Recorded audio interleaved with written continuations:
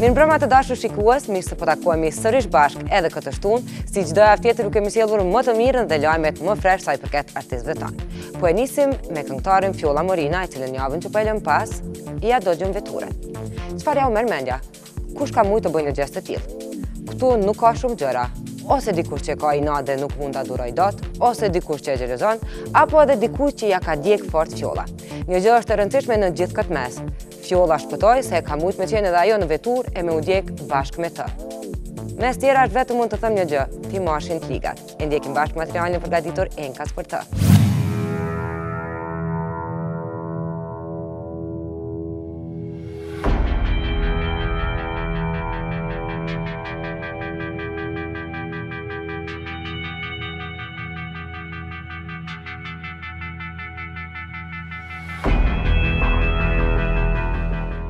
Kryetitujt e portaleve të gazetave të datës 27 janar publikuan një lajm i cili fillimisht duke si barcolet, por me gjas doli të jetë e vërtet.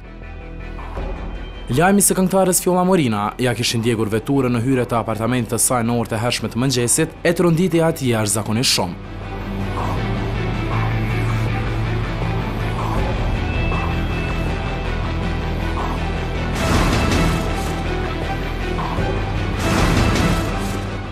Fjolla u ndje rrezikuar dhe kërcënuar rreth orës 3 pas mesnate, nga se gjitha çfarë dëgjoi ishte zhurma e flakët që kishte marrë vetura e këngëtarës.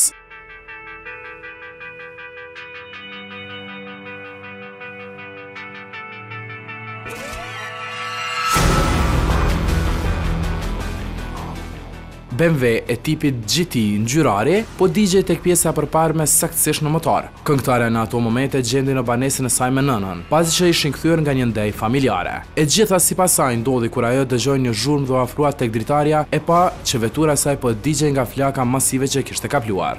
E alarmuar u drejtuar në dalje të ndërtesës duke filluar të gjithë banorët që të lirojnë ndërtesën, pasi që flaka e madhe nuk linte vend për siguri, e aq më tepër kur afër saj ndodhej trafo elektrike ndërtesës.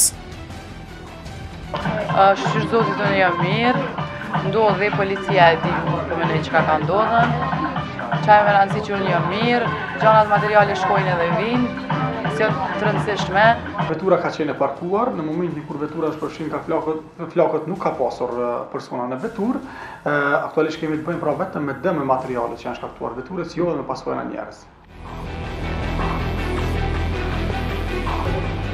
Zjarfiksit po mundoheshin ta ndalin zjarrin që nisi para mëngjesit. Banorët dhe Fjolla po qëndrojnë në ankth derisa e gjitha të marrë fund. Cila mund të jetë e vërteta?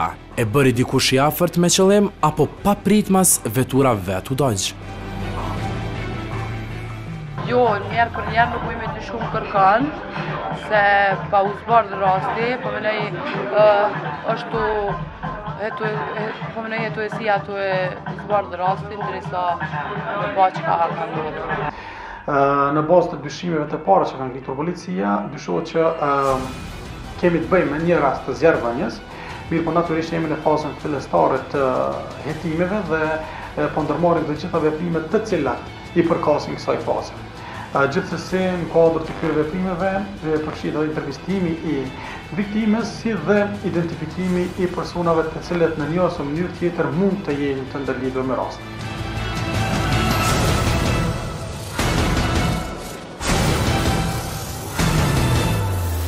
Orët e hershme kur Fjolla u kontaktua nga prive, gjendja e saj emocionale të lindte të kuptonte që ishte tronditun nga e gjitha çfarë kishte ndodhur. Ngjarja po e bënte të ndjeshme pasi që dëgjoje dënes në linjën telefonike.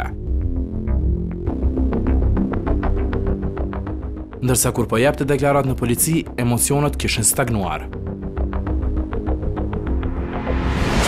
Por detajet të deklarimeve të personave të cilët janë pjesë në një rasti ose një procesi brenda policisë nuk mund bëhen publike, pra nuk mund t'jepen për publikun, natyrisht ato i përkasin procesit hetimor, veprimeve hetimore që ndërmerr policia, të gjitha deklarimet, të gjitha indicet që dikush mund t'i shprehë për një rast të caktuar, ato mirën e konsiderohen nga policia shqyrtuar dhe nëse policia pastaj ka dyshim të arsyeshëm se ato mund të jenë të ndërlidhura me rastin, natyrisht që bëhen pjesë e hetimit. Kjo ngjarje na lën të mendojmë që dikush nuk është i kënaqur me Fjollën dhe praninë e saj, mirë po dëshira për ta dëmtuar në masë të madhe nuk shteroi. Jo, s'kam se mu të kërkojna, nuk u bo kur gjë, këtë jetë edhe me të pondrej si kam bërë që kërkojna. Dëmet materiale për humbje në kësaj veture janë të mëdha, pasi që nuk është në dispozicion që të rregullohet e të vozitet përsëri. E çmimi i saj arrin afro 40.000 euro. Por, kë e lëndoi fjolla aq shumë që të shtyjë të bëjë një gjest të tillë? Gjykojeni vetë.